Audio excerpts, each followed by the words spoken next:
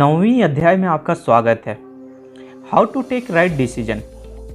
जब तक हम इस दुनिया में हैं, ऑलमोस्ट एवरी डे हमें कोई ना कोई डिसीजन लेना पड़ता है। कौन सी स्कूल में एडमिशन लेना है, कौन सा सब्जेक्ट और स्ट्रीम चूज करना है, कौन से कॉलेजेस से डिग्री लेनी है। 9वीं अध्याय में आपका स्वागत है। How to take right decision. जब तक हम इस दुनिया में हैं, ऑलमोस्ट एवरी डे हमें कोई ना कोई डिसीजन लेना पड़ता है। कौन सी स्कूल में एडमिशन लेना है, कौन सा सब्जेक्ट और स्ट्रीम चूज करना है, कौन से कॉलेज से डिग्री लेनी है, कौन सा करियर और प्रोफेशन चूज करना है, अपना लाइफ पार्टनर किसे बनाना है, पैसा कहाँ इन्वेस्ट करना है, किसे वोट देना है, क्या करना है क्या नहीं करना है। जैसे हजारों डिसीजन हमें इस छोटी सी लाइफ में लेने पड़ते हैं।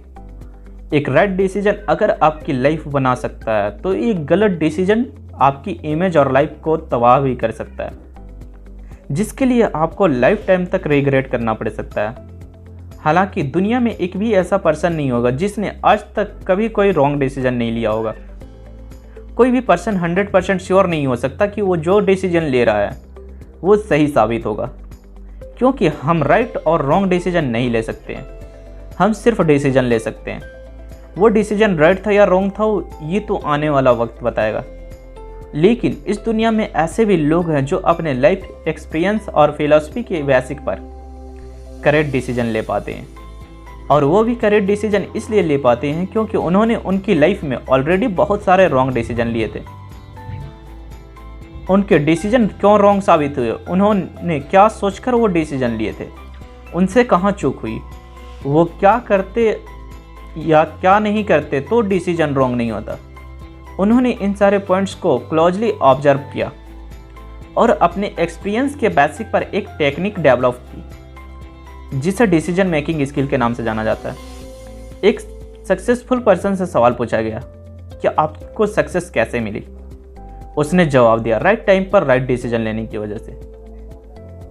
जब पूछा गया कि आप राइट डिसीजन कैसे लेते हो, जवाब मिला अपने एक्सपीरियंस के दम पर। और जब पूछा कि एक्सपीरियंस कैसे हुआ, उसने कहा रॉन्ग डिसीजन से।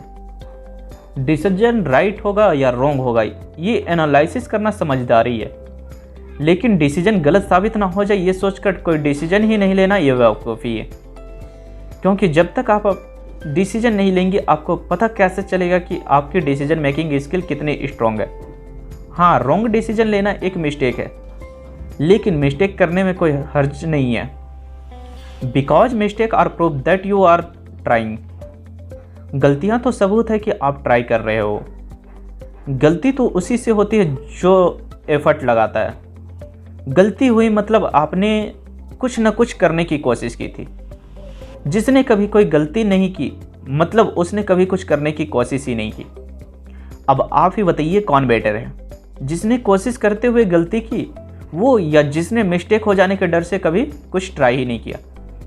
और अब तो आपको डिसीजन लेने से बिल्कुल भी घबराने की ज़रूरत नहीं है, क्योंकि करेक्ट डिसीजन लेने की स्किल को डेवलप करने में मैं आपकी पूरी हेल्प करने जा रहा हूँ। Remember, what is right is not always popular and what is popular is not always right. अगर आप अपने डिसीजन मेकिंग स्किल को इम्प्रूव करना चाहते हैं और चाहते हो कि आपके डिसीजन सही साबित हो, तो इस स्टेटमेंट को याद कर लीजिए, क्योंकि जो पर्सन इस स्टेटमेंट को नहीं समझता वो कभी करेक्ट डिसीजन नहीं ले सकता। जो बात सच होती है वो हमेशा फेमस नहीं होती, और जो बात फेमस होती है वो हमेशा सच नहीं होती। इस स्टेटमेंट को बेटर वे में समझने के लिए एक एग्जाम्पल शेयर कर रहा हूँ, या यूँ कहे तो एक डिसीजन मेकिंग एक्सरसाइज है जिससे आप अपने डिसीजन लेने की स्किल को चेक कर सकते हैं। मैं आपके साथ एक सिचुएशन शेयर कर रहा हूं जिसमें आपके पास दो ऑप्शन होंगे। आपको उनमें से कोई एक ऑप्शन जो आपको सही लगे वो चूज करने हैं। तो चलिए नेक्स्ट पैराग्राफ में देखते हैं कि वो एक्सरसाइज क्या है। तो सिचुएशन कुछ इस प्रकार है कि एक रेलवे स्टेशन है जहां पर दो रेलवे ट्रैक है। एक एक्टिव ट्रैक है जिस पर रोज ट्रेन गुजरती है, दूसरा ट्रैक इनएक्टिव है जो 5 सालों से बंद है और उस पर अब कोई भी ट्रेन नहीं गुजरती है। सिचुएशन ये है कि एक्टिव ट्रैक जिस पर रोज ट्रेन गुजरती है उस ट्रैक पर 10 बच्चे खेल रहे हैं, और इनएक्टिव ट्रैक जो 5 सालों से बंद है उस पर सिर्फ एक बच्चा खेल रहा है। सामने से एक ट्रेन आ रही है। कंडीशन ये है कि ट्रेन रुक नहीं सकती और बच्चों को ट्रैक से हटाया नहीं जा सकता। आप उस स्टेशन के ट्रैक इंचार्ज हो, मतलब ट्रेन को कौन सी पटरी पर चलाना है ये आपके हाथ में। अगर ट्रेन एक्टिव ट्रैक पर आगे बढ़ती है तो 10 बच्चे मरेंगे क्योंकि वो एक्टिव ट्रैक पर खेल रहे हैं। लेकिन ट्रेन के इंचार्ज होने के नाते आप चाहे तो ट्रेन को इनएक्टिव ट्रैक पर डाइवर्ट कर सकते हैं जिस पर सिर्फ एक बच्चा खेल रहा है और 10 बच्चों की जान बचा सकते हैं। अब सवाल यह है कि आप 10 बच्चों की जान बचाना चाहेंगे या एक बच्चों की। नेक्स्ट पैराग्राफ में मैं आपको बताऊंगा इसका परफेक्ट आंसर क्या है और ऐसे सिचुएशन में राइट डिसीजन कैसे लिया जाता है। लेकिन नेक्स्ट पैराग्राफ को पढ़ने से पहले आप इस सिचुएशन में क्या डिसीजन लेते हैं वो सोच लीजिए। Emotional decision versus logical reasonable decision. जब भी कोई पर्सन कोई डिसीजन लेता है तो वो डिसीजन 2 चीज़ों के आधार पर लेता है, या तो उसका डिसीजन लॉजिक और रीजन तर्क के आधार पर होगा या फिर इमोशन भावनाओं के आधार पर होगा। लॉजिकल रीजनेबल डिसीजन का मतलब है डिसीजन लेने से पहले उसमें लॉजिक और रीजन ढूंढना और उस डिसीजन के क्या आफ्टर इफेक्ट परिणाम हो सकते हैं उसका प्री एनालिसिस करना और फिर डिसीजन लेना। जबकि इमोशनल डिसीजन में ना तो लॉजिक देखे जाते हैं और ना ही उस डिसीजन का आफ्टर इफेक्ट परिणामों के प्री एनालिसिस किया जाता है। बस उस वक्त जो आपको सही लगता है या जिस चीज़ से आपकी इमोशन अटैच होती है आप उसी के फेवर में डिसीजन ले लेते हैं। रेलवे ट्रैक वाली सिचुएशन में अगर आपने ट्रेन को इनएक्टिव ट्रैक पर डाइवर्ट करने के 10 बच्चों को बचाने का डिसीजन लिया तो आप एक इमोशनल डिसीजन मेकर हो, मतलब आप अपने डिसीजन इमोशन के आधार पर लेते हो। और अगर आपने ट्रेन को एक्टिव ट्रैक पर ही जाने दिया भले 10 बच्चे मारे जाए तो आप एक लॉजिकल रीजनेबल डिसीजन मेकर हो। और जो लोग अपने डिसीजन लॉजिक के आधार पर लेते हैं उनके डिसीजंस 99% सही साबित होते हैं और जो लोग अपने डिसीजन इमोशन के आधार पर लेते हैं उनके डिसीजन 99% गलत साबित होते हैं। Let's understand how it works. Logical decision are always better than emotional decision. अगर आपने ट्रेन को इनएक्टिव ट्रैक पर डाइवर्ट करके 10 बच्चों को बचाने का डिसीजन लिया है तो ये इसलिए लिया है क्योंकि आपने सोचा कि इनएक्टिव ट्रैक पर सिर्फ एक ही बच्चा खेल रहा है और एक्टिव ट्रैक पर 10 बच्चे खेल रहे हैं और एक बच्चे की जान बचाने से ज़्यादा इंपॉर्टेंट है 10 बच्चों की जान बचाई जाए। हालांकि आपकी सोच अच्छी है लेकिन जब आप सिचुएशन का कंप्लीट एनालिसिस करेंगे तो आपको समझ में आएगा कि उन 10 बच्चों को बचाने के चक्कर में सैकड़ों लोगों की जान जा सकती है और जान माल का बहुत बड़ा नुकसान हो सकता है। और आपको डिसीजन लेने से पहले ये जानने की भी ज़रूरत है कि उन 10 बच्चों में एक बच्चे में राइट डिसीजन किसने लिया था। 10 बच्चों ने एक्टिव ट्रैक पर खेलने का डिसीजन लिया था जिस ट्रैक पर डेली ट्रेन गुजरती है और उस एक बच्चे ने इनएक्टिव ट्रैक पर खेलने का डिसीजन लिया था जो सालों से बंद है जिस पर ट्रेन नहीं चलती है। तो किसका डिसीजन राइट था? ऑफ कोर्स उस सिंगल बच्चे का डिसीजन सही था और उन 10 बच्चों का डिसीजन गलत था। लेकिन अगर आप इमोशन और भावनाओं में आकर डिसीजन ले रहे तो 10 बच्चों का बचाना चाहेंगे क्योंकि वो मेजॉरिटी बहुसंख्यक है। लेकिन एक बात याद रखिए, अगर आप डिसीजन इमोशनली लिया गया है तो मेजॉरिटी भी गलत साबित होगी। ऐसा जरूरी नहीं है कि जो सब कर रहे हैं वो सही ही होगा और ऐसा भी जरूरी नहीं है कि एक पर्सन सबसे हटकर कुछ कर रहा तो वो गलत है। रेलवे ट्रैक वाली सिचुएशन में अगर आप लॉजिकल एनालिसिस करेंगे तो आप ट्रेन को एक्टिव ट्रैक पर ही जाने देंगे क्योंकि इनएक्टिव ट्रैक सालों से बंद है और अनसेफ है। अगर ट्रेन उस ट्रैक पर डाइवर्ट होती है तो ट्रेन ड्राइल हो सकती है, मतलब पटरियों से नीचे उतर सकती है और ट्रेन में बैठे सैकड़ों पैसेंजर्स की जान जा सकती है। उसके अलावा ट्रेन भी डैमेज होंगी और पटरिया के आसपास बनी हुई बिल्डिंग्स को भी डैमेज करेगी और उनमें रहने वाले लोगों भी मारे जाएंगे। इसलिए कभी भी कोई डिसीजन इमोशनली नहीं लिया जाना चाहिए, बल्कि लॉजिकली लिया जाना चाहिए। डिसीजन लेने से पहले उसके प्रोबेबल आउटकम यानी संभावित परिणामों को एनालिसिस करना चाहिए।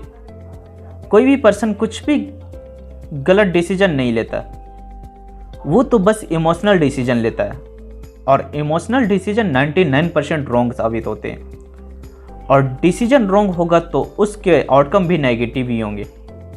इसलिए कोई भी डिसीजन लेने से पहले उसके प्रोबेबल आउटकम यानी संभावित परिणामों को एनालिसिस करने से आप ये जान सकते हैं कि आपका डिसीजन इमोशनल है या लॉजिकल। दुनिया में जितने भी क्राइम्स होते हैं वो सब इमोशनल डिसीजंस के कारण ही होते हैं। अगर एक चोर चोरी करने से पहले चोरी करने के बाद उसके प्रोबेबल आउटकम को एनालिसिस करे तो वो चोरी करने से खुद को रोक सकता है। अगर एक मर्डरर किसी का मर्डर करने से पहले उसके प्रोबेबल आउटकम के एनालिसिस करे तो वो मर्डर करने से खुद को रोक सकता है। कोई पर्सन किसी को धोखा देने से पहले या किसी को मोलेस्ट करने से पहले उसके प्रोबेबल आउटकम को एनालिसिस करे तो उस क्राइम को करने से बच सकता है। डिसीजन रॉन्ग होने के दो ही रीजन होते हैं, एक तो भावनाओं में बहकर डिसीजन लेना और दूसरा उस डिसीजन के होने वाले प्रोबेबल आउटकम का एनालिसिस नहीं करना। आम इंसान की तो बात छोड़िए, बड़े बड़े सेलिब्रिटीज भी इमोशन के ट्रैप में फंस जाते हैं। कोई भी पर्सन सुसाइड करने के टाइम लॉजिक नहीं देखता और न ही उसके आउटकम के बारे में सोचता है। सुसाइड करते वक्त इंसान हद से ज़्यादा इमोशनल होता है और इमोशंस उसके दिमाग पर इतनी हावी हो जाती है कि उसके सोचने और समझने की स्ट्रेंथ जीरो हो जाती है। लेकिन कोई भी इंसान ऐसे ही सुसाइड नहीं करता, उसकी बहुत बड़ी वजह होती है और वो वजह कुछ और नहीं बल्कि रॉन्ग डिसीजन होता है जो उसने कभी भावनाओं में आकर लिया होगा। ऐसी ही एक रियल लाइफ स्टोरी मैं आपके साथ शेयर कर रहा हूँ जिसमें एक पर्सन के इमोशनल डिसीजन ने उनकी लाइफ को बर्बाद कर दिया। एक इंटरनेशनल स्कूल में एक म्यूजिक टीचर का जॉब करता था और वो वहाँ स्टूडेंट को गिटार सिखाता था। वो मैरिड था, उसकी वाइफ भी उसी स्कूल में टीचर थी। उसी स्कूल के सीनियर क्लास में एक लड़की पढ़ती थी और वो लड़की गिटार सीखने के लिए शाम को उस टीचर के घर पर पर्सनल कोचिंग के लिए भी जाती थी। धीरे धीरे उस टीचर और लड़की में अफेयर हो गया। वो एक दूसरे को डेट पर करने लगे और उन दोनों के बीच फिजिकली रिलेशन भी होने लगे। लेकिन उस रिलेशनशिप का अंजाम बहुत बुरा हुआ और वो तो होना ही था, क्योंकि what you sow you shall reap. अगर बबुल के पेड़ बोया है तो उस पर गुलाब के फूल नहीं लग सकते, उस पर तो कांटे ही लगेंगे। उनके अफेयर के बारे में स्कूल में सबको पता चल गया। स्कूल की बदनामी होने लगी जिसकी वजह से उस टीचर को स्कूल से रस्टिकेट कर दिया गया। और तो और लड़की को परिवार वालों ने भी टीचर को बुरी तरह से पीटा और उस पर लड़की का बहला फुसला कर उसके साथ रेप करने का मुकदमा दायर कर दिया। उसे जेल में डाल दिया गया। उसके बाद उसकी वाइफ ने भी उसे छोड़ दिया। उसकी बहुत बदनामी होने लगी। उसके फ्रेंड्स और फैमिली भी उससे दूर रहने लगी। वो किसी को मुंह दिखाने के काबिल नहीं रहा। वो बेहद स्ट्रेस में रहने लगा और आखिरकार एक दिन स्ट्रेस ने उसकी जान ले ली। उसने जेल में ही सुसाइड कर ली। एक गलत डिसीजन ने उसकी लाइफ बर्बाद कर दी और दूसरे गलत डिसीजन ने उसकी लाइफ का अंत कर दिया। सुसाइड करना भी एक इमोशनल डिसीजन ही होता है। कोई भी पर्सन सामान्य अवस्था में सुसाइड नहीं करता है। सुसाइड करने से ठीक पहले वो हाईली स्ट्रेसफुल इमोशनल कंडीशन में होता है। हाईली इमोशनल स्टेट में इंसान भावनाओं में इतना बह जाता है कि उसका दिमाग ही काम नहीं करता। और वो गलत कदम उठाने पर मजबूर हो जाता है। इसलिए कहा जाता है कि गुस्से की हालत में कभी कोई फैसला नहीं लेना चाहिए और खुशी की हालत में किसी से कोई वादा नहीं करना चाहिए, क्योंकि खुशी, जॉय, गुस्सा, एंजर और तनाव स्ट्रेस इमोशंस है और इमोशंस के बेसिक पर कभी भी कोई डिसीजन नहीं लेना चाहिए। डिसीजन हमेशा लॉजिकल और रीजनेबल, तर्कसंगत होना चाहिए। मुझे उम्मीद है आपको इस अध्याय से ये सीखने को जरूर मिली होगी कि एक राइट डिसीजन कैसे लिया जाता है। कभी भी कोई डिसीजन इमोशनली आकर नहीं लेना चाहिए। सो मिलते हैं अगली अध्याय में, तब तक के लिए wish you all the best and very very good luck. Thank you.